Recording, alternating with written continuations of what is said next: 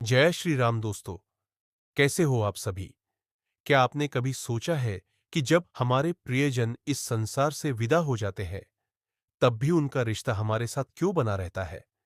क्या सचमुच आत्माएं हमसे मिलने आती है?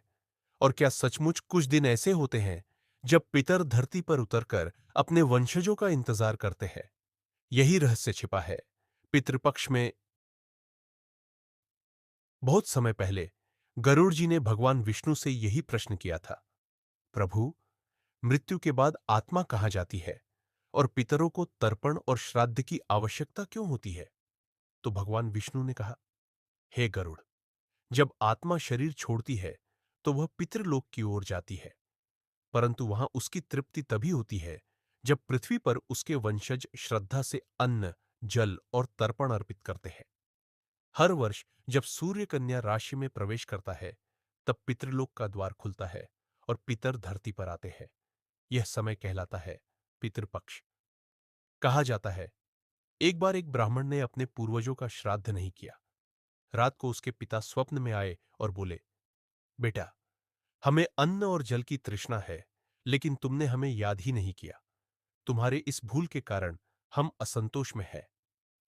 अगले ही दिन उसके घर में संकट आने लगे।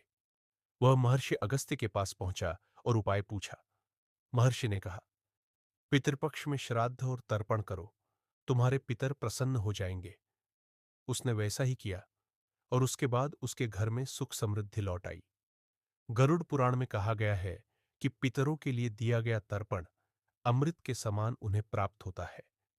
महाभारत में भीष्म पितामह ने कहा था, श्राद्धम पितृगण प्रिय, अर्थात श्राद्ध पितरों को प्रिय है और करने वाले को आयु, आरोग्य और समृद्धि देता है।